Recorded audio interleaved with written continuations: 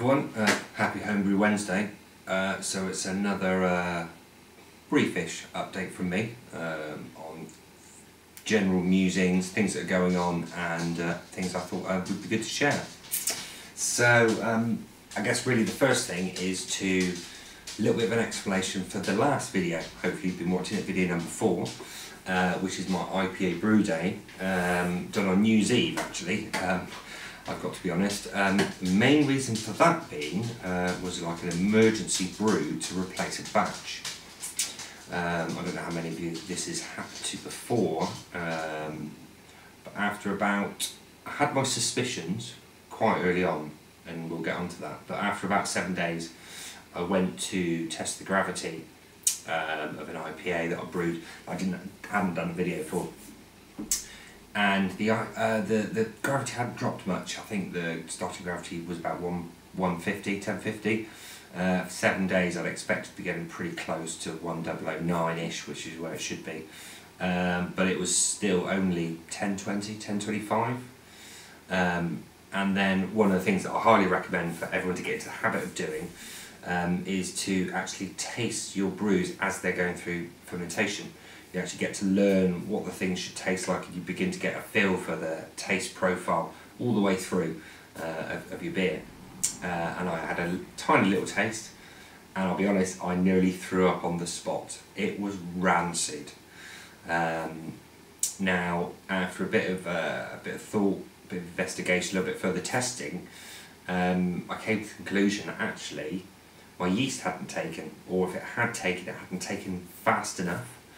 Those of you that know that when your the pH of your wort after boil is around about 5.4, 5.2, 5.4 is about what you're aiming for.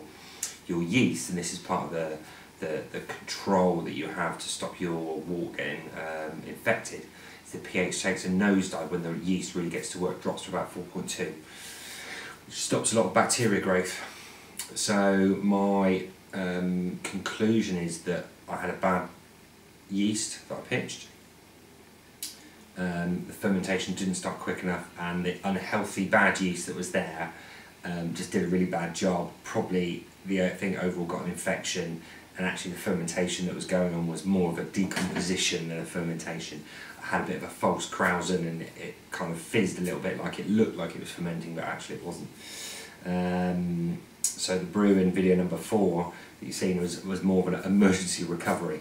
I'm finding these days with a lot of the brewing that I'm doing that it's been that well received by a lot of friends, that actually I'm getting a lot of people buying beer from me, and I'm actually struggling to keep up. So as well as with my own consumption and anyone else's. So one of the things I mentioned about one of my other videos was about how I tend to pitch my yeast these days. And that is the fact that I pitch my yeast into my fermentation bucket, and then I pitch my wort on top. Now there's 2 reasons for this. One being, get really good aeration. The yeast is in there, you get a really good mix right from the word go, because of course all the wort's going in, get really good air mixture with the yeast, which is really important to get a really good strong start. Now the other benefit to this that I've now realised, and that actually confirms to me that that's the way I'm going to do things more in future, the way I'm going to pitch things more in future, is the fact that you get a chance to smell your yeast. Now if I'm honest, when I put that yeast into the fermentation bucket, I did think, cool, that's a bit stinky for yeast, and actually thinking back on it now, that should have been alarm bell number 1. I should have stopped straight away and gone, that just doesn't smell right. So my next big recommendation for you guys is to trust your nose. Taste your beer as it's fermenting, right from the minute it goes into boil all the way through to when you pour it out of a bottle, and you drink it. Because I should have trusted my nose then, I should have stopped. And that's the real benefit, that you put the yeast in the fermenter before you have the wort, you're not wasting an entire batch, which, hey, let's be honest, isn't massive money. It's like 20 quid in 6 hours of your life, but I'm sure we'd all rather avoid those instances as much as possible. So that is definitely the way I'm going to be doing things in future. So that's my recommendation. Trust your nose and taste. And the batch in the video 4 that you've seen, hopefully, that's fermenting away. We'll probably do some videos with that as that's sort of finishing fermenting and bottling. We'll definitely do some tastes of those two IPAs, two very different IPAs that I've done, or at least from a hop profile point of view. We'll do some tastes of those, give you guys an opportunity to see them. But I just thought, as it's Homebrew Wednesday, I thought I'd open a beer. Now this is a beer that I haven't done a video of me doing a brew of. It's a Belgian Saison.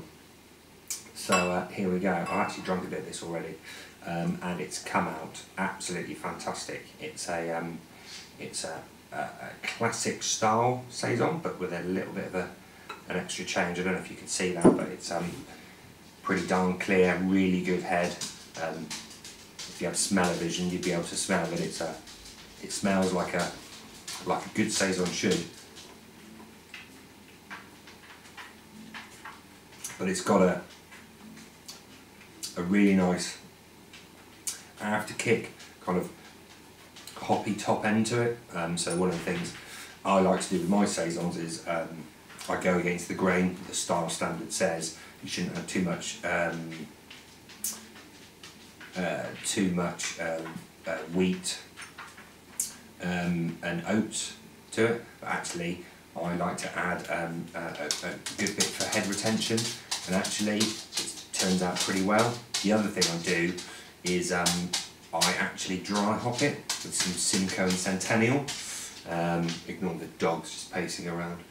Only for about 3 or 4 days, right at the back end of fermentation, and I find it gives it that little gives it that just slight, nice little hoppy nose. Not too much, doesn't override what the Saison should be with that unmistakable Belgian twang. I almost describe it as kind of old socks, I guess is probably one way to put it, which is really good. I make that with Y yeast 3711, which is just the best Belgian yeast as far as I'm concerned. Ferments like a beauty. Chugs away like nothing else, and then I do temperature steps through fermentation, so I kind of start at about 19 degrees, and over the week and a half, 10 days it takes to ferment, I increase it by like a degree or so every other day, finishing around about 26 degrees, 27 degrees. Obviously you'll need a brew fridge temperature control to be able to do that, but believe me, it's really worth it if you want to get that sort of really good traditional Belgian taste. You'll get a really perfectly good Saison if you just keep it indoors, house temperature 20-21 degrees. It'll come up pretty darn good, but having those extra temperature steps really helps. And the 3711 that I use, I find actually I don't get any problems with it sticking during fermentation at all, that you might read elsewhere on the internet that people have problems with. So I might try and put the recipe up for this.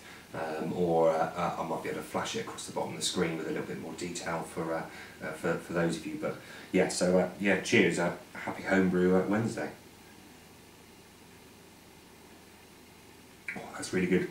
This is actually that good. I had a guy that I gave a couple of bottles to try, and he loved it that much that he basically bought all the rest of the bottles I had off me, probably about 18, 19. And he said he had a Christmas party along with various other sort of standard off-the-shelf beers, sort of craft ales and lagers and stuff. And he said that these actually went before anything else, and he actually had people asking him for more in the party. So he then came back to me 3 weeks before Christmas, 3.5 weeks maybe, asking me if I could make him some more that he could have over Christmas. So again, another emergency brew. And ferment. I managed to get 26 bottles to him that had been in bottle for 7 days, a couple of days before Christmas. Hadn't quite carbonated as much as you like, didn't have that fizz to it that you need with Saisons. But I heard from him a couple of days later and said they'd carved up beautifully. So yeah, pretty good. Put a couple of those in the fridge for the night. So yeah, really good. Highly recommend a Saison. Maybe we'll try and cover one in another brew at some other point, and go through it in a little bit more detail. So So the only other thing I thought I'd cover in this video today is just that I'd just talk about and maybe recommend a couple of books that I've read and continue to read. They're just ultimate points of reference. I found really useful, particularly for those of you that are new to brewing, or there's elements to brewing you haven't done before and you're not really quite sure what to do. And don't get me wrong, there's some great forums, some great websites and stuff out there, but you can't be having your own reference material. Now the first one for exactly that is this one, How to Brew. You'll notice all my markers in there, even for myself. John J. Palmer, everything you need to know is in this book. It's covered. It doesn't really cover Braumeisters, which is obviously something that I use a lot of now, but it does cover all of the main beer styles, which I find really useful. So if you think about, actually I want to make a Saison, for example, you know, this came from the basis of the starting and used in conjunction with Beersmith, to California common beers, which I'm a big fan of, and I do a couple of different variants of it that are quite popular, to Kolsch's and, you know, all this sort of stuff. So it's really good from that point of view. But then as well, it goes through everything of how to use specific gravity, how to calculate your alcohol content, a little bit basis around yeast, why you use different temperatures for things, different types of water, talks about mineral profiles, pH, how pH is affected by different types of grain, aciditated malt and all that sort of stuff. So really good. Really recommend this one, particularly for those guys that have those questions about how do I. Yeah, highly recommended. The next book that I would recommend for those of you that want to get into making your own beers, so rather than brewing kits, which, don't get me wrong, the all grain kits that are out there are actually, to be fair, the festival kits for just for just the extracts and the like are absolutely fantastic, but nothing really beats an all grain. But for those of you that want to start designing your own beers, making your own beers, which I pretty much do predominantly, there's two things I recommend. One being Beersmith. We might actually cover that in a separate video, I think, because there's a whole lot to that, particularly with the Braumeister and getting your equipment profile right, entering in the details about your water profile, where you get that from, and how to tweak it and work out your efficiencies, and maybe we can cover that in a separate video. But it's this one. So yeah, Designing Great Beers. Bible. I don't actually have any tabs in this one, do I? Oh yeah, no, I do. Here we go. Funnily enough, I'm looking at a couple of Kolsch recipes at the moment. Now the great thing about this is this book won't tell you, or it won't give you a recipe. It won't say, this is the recipe you need for X. But what it will do is give you guidance around recipe makeup. It'll give you limits on grain bills of certain different types of speciality malts. It goes through and walks you through all the different types of grains, why you might use them, what benefit it gives you. Talks about hops and how the isomerization of hops in the boil, what that does, adding them at different points, the different kind of flavour profiles. Water, covers an awful lot on water, and I think there's so much in water and mineral profiles and stuff that, again, maybe we might cover that in a different video on a different day.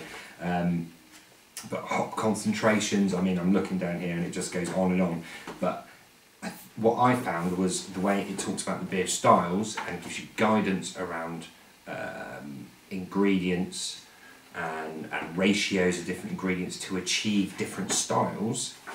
I find that this book, in conjunction with this book, is absolutely fantastic.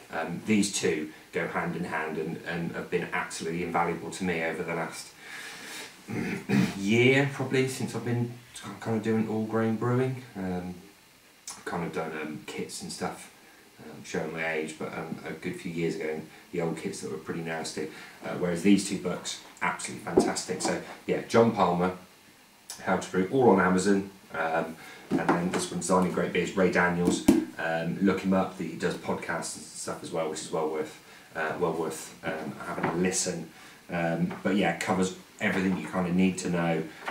Doesn't tell you how to brew, that's what the other book's for, and it tells you all about how to go about designing your own beer.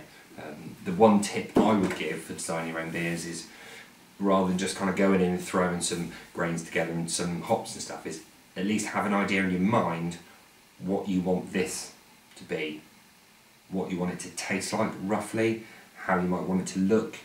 Once you've got that right in your mind, then go to your book and go, right, this is what I want to achieve, it's in this style, and then work your way through that process that the book takes you through. The other book that I also refer to quite a lot is this book, which is part of the Brew and Elements series, Chris White, Yeast.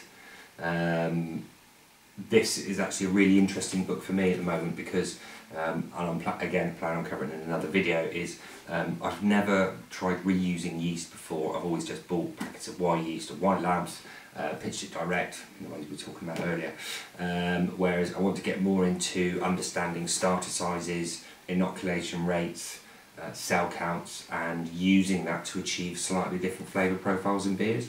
So you'll notice I'm doing a bit of reading on this at the moment around starters and that sort of thing, and yeast washing and stuff. So maybe we might have some videos when I'm on a brew day when I do some of my first yeast washing and starter generation and pitching, and maybe follow that all the way through and see, actually maybe even do a comparison with a brew that I know I can do well, with a yeast profile that I know from a direct pitch, and maybe do a comparison between the two. Could be quite interesting. Oh, that's good. So yeah, really recommend that one actually. It's been a really useful reference book. I mean, and it's got a lot of information in here. Hell of a lot. It's got some really good equations you can use for calculating your starter sizes and what kind of inoculation rates and dosing rates and stuff you need. So yeah, highly recommended. So they're the three books for me that have kind of come my Bible set, as it were. The yeast book I probably had in the last 3 months because that's one of the things I really want to start looking at. So yeah, highly recommended. It's a bit of a pour. This beer has actually come out really well on carbonation. I think it's probably partly to do with the 3711 yeast, and you'll see what I do when I do the secondary bottling video. But come through really well, carbs up really well. You really want a saison with a good carbonate. So yes, so yeah, that's pretty much all I wanted to talk about in this video. Just a bit of a brief update. Explain about the previous brews, lots more brewing to be done. I guess really the only other thing is I wanted everyone to kind of tell me what they wanted me to do next. So I've got a couple of notes down here about some of the things I've talked about and some of the ideas I've got, and you know, comment down below and you know, let me know what you want to do. So the ideas I've got here is maybe a Beersmith video, going through my Beersmith profile setup and what I do with all that sort of stuff. We could go through a bottling, you know, secondary and bottling video, go through what I do for bottling and how I achieve it. Maybe even go through as a separate video next would be how I built my brew fridge, temperature controlled brew fridge, and go through all the wiring diagrams and take you through how to maybe build your own. And then also, I guess one of the other things that we could go through, I've got a note down here, is some of the internet sources that I use. There's some really good online websites with online calculators to calculate, you know, lots and lots of different stuff. And I'll be sort of happy to share those sort of resources that I use as well, because hey, let's be honest, you know, none of us know everything, and anyone that professes to be a complete professor and know everything is probably not telling the truth. So you know, it's a big community out there, and let's use all the resources that are out there that are possible. So yeah, if you want to let me know either of those that you'd like to see next, or if you've got any other ideas yourself, then you know, post them down below and let me know, and yeah, we'll see what we can do. So hopefully this has been a useful video for everyone. Good to get these videos out a little bit more regularly, and hopefully that will continue. As you can probably tell, Christmas is well and truly over now. Decorations on the table being packed up by the wife and no longer up behind there, so we've got another 12 months to wait until we get into that mayhem again in brewing aplenty, as it were. So yeah, no, thanks everyone for watching, and yeah, happy Homebrew Wednesday, and speak to you all soon. Cheers.